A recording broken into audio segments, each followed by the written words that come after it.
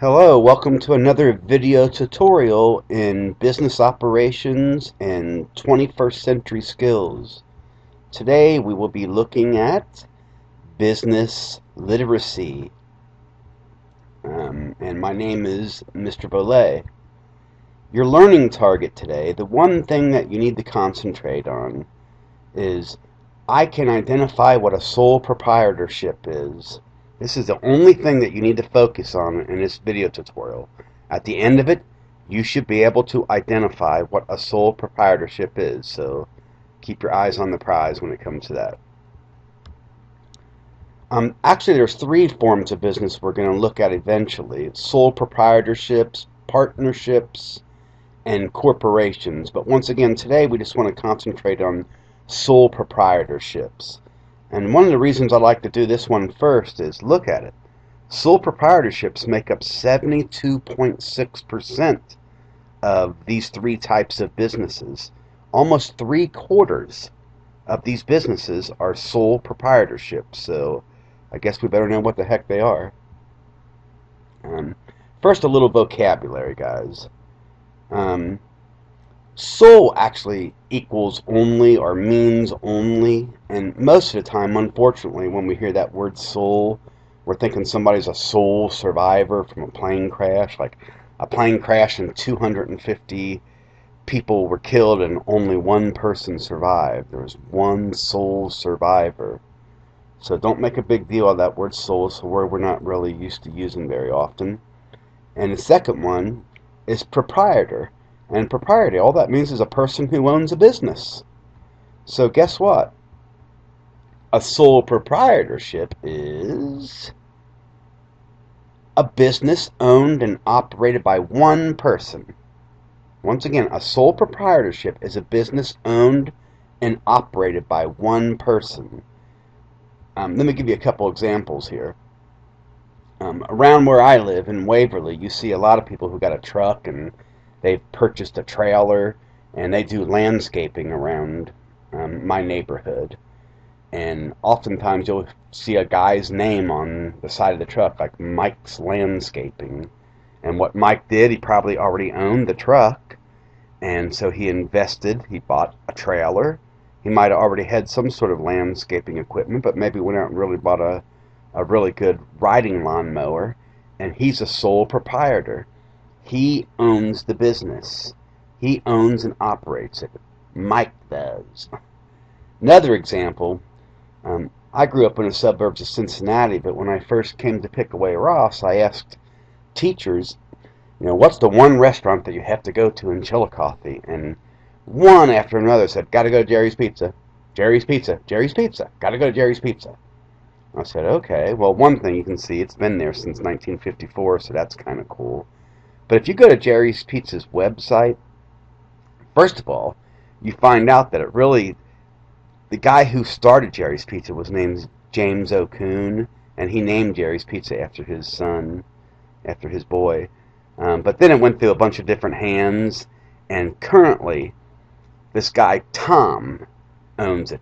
And this is right from the website. I think it's kind of cool. It says, Tom is sole proprietor of Jerry's Pizza on Paint and our other Chillicothe location, Jerry's Pizza West, located on Route 50, Western Avenue. So right now, Jerry's Pizza is owned by this guy named Tom, and he's the sole proprietor. He's the one owner of it. He doesn't share it with somebody else. He's not a partner. It's not a corporation. He's the sole proprietor. So another way to look at this, let's say that you wanted to open up your own auto body shop. And I'm just going to call you Greg. So you got Greg's Auto Body. And at first you don't have a lot of money, so you maybe like rent this little garage, and all the stuff that you learned at Pickaway Ross you put to good use, making some money. And you're doing pretty good, getting pretty good business. I mean, working your butt off, but getting pretty good business. And actually you start making enough money where you take out a bank loan and have your own building built because you just need more space. And it's still a sole proprietorship, even though now it's a bigger building. You're still doing most of the work, but maybe you keep doing pretty good and you start hiring employees. So now you have 4 or 5 employees or more, But it's still a sole proprietorship, even if you have 1,000 employees. If you're the one sole owner of it, as far as business goes, it's still considered a sole proprietorship. So even though Greg has employees, how many does he have? 1, 2, 3, 4, 5, and Greg himself, it's still a sole proprietorship, still called Greg's Auto Body. Okay? Um, there are a lot of advantages of starting a sole proprietorship as opposed to a partnership or a corporation. One is a sole proprietorship. It's easy and inexpensive to create. Some people start their sole proprietorship out of their garage.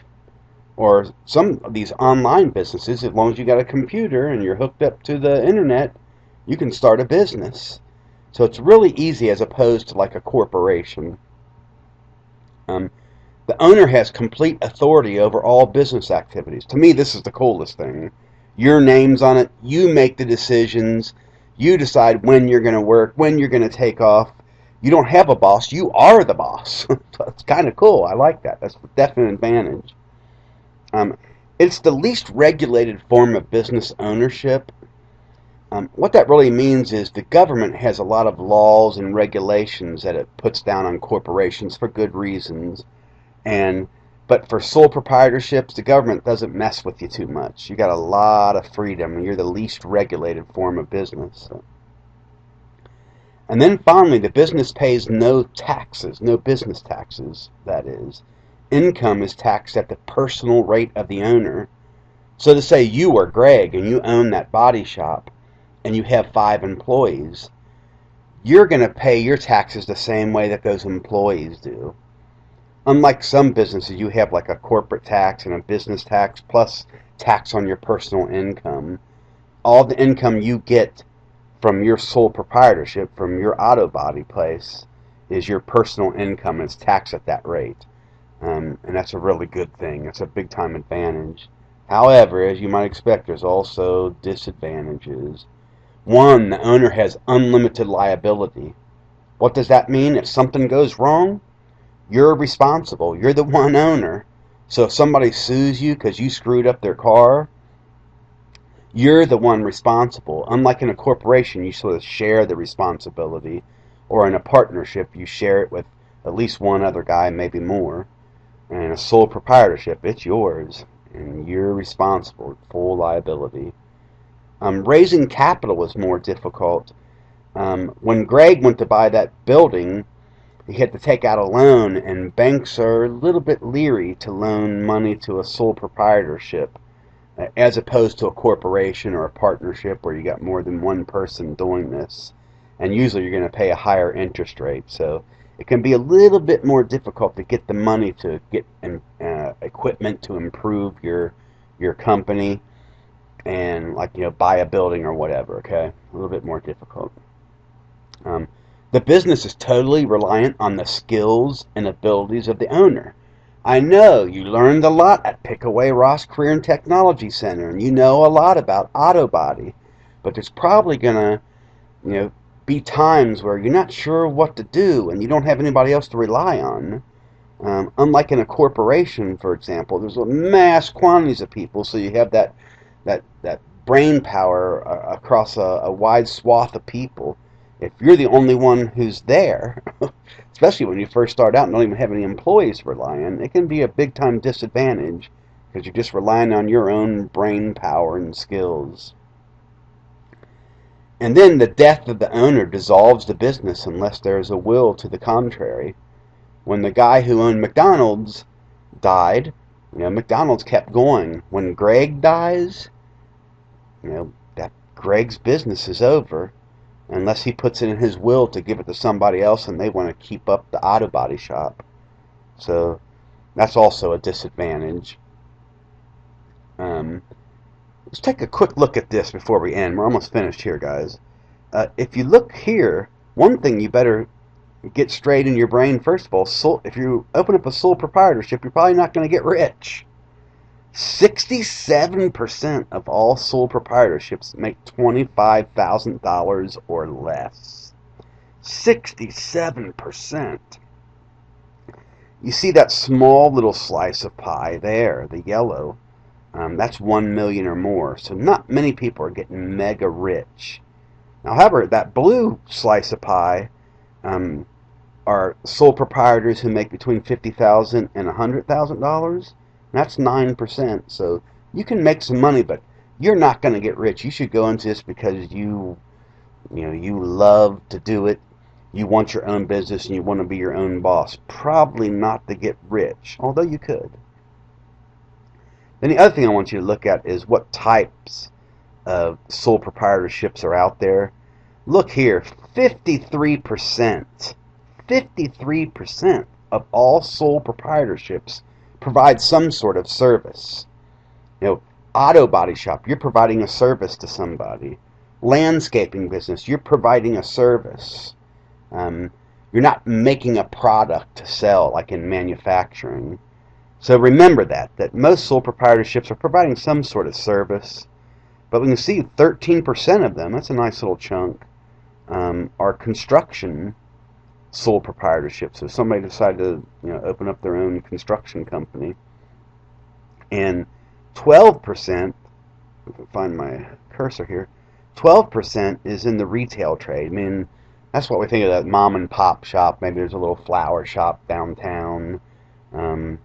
They're merchandising, selling merchandise to customers.